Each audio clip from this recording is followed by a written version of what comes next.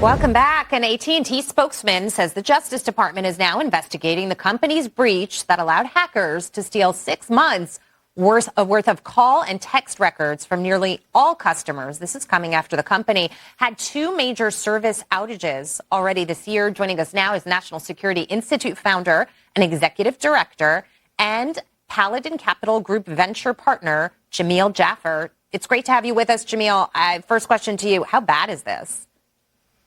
Well, Jackie, the AT&T network had 127 million people connected to it on a daily basis.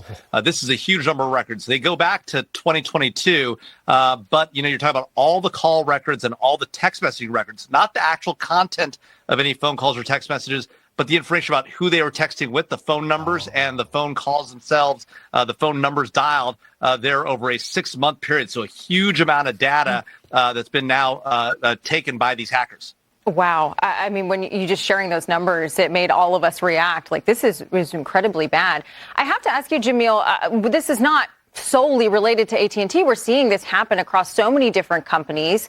And so I wanted to ask you, what types of companies are really at risk, right? AT&T, very data heavy. I covered the MGM hack, right? Very much customer service oriented. What types of companies are hackers going to be going after most? Well, there's a couple of kind of hackers that we're talking about here, Kelly. We're talking about people who are in it to make money, but we're also talking about nation states that are stealing it to enable their AI collection databases to really inform themselves about what Americans are doing and the like. So we don't know whether this was a nation state hacker or a private hacker, but if it is a nation state, you can imagine this is happening not just across AT&T, other phone companies. We've seen it happen with hospitals. We've seen it happen, your point, to MGM. And we're seeing this across the board. So this could be a real challenge for the U.S. government writ large. It's why you need that government industry coming together, really partnering to defend these systems, because if it is a nation-state hacker or a nation-state-enabled hacker, it's going to be very hard for a private company to stop them from getting in and stealing this data. So, Jamil, here I am. I'm a guy who sends text messages. Maybe I have an account. Maybe I'm with AT&T. That data's gone. And I'm sitting here thinking, okay, so is my response going forward, like, don't rely on text so much? I mean, what do individuals do in this world?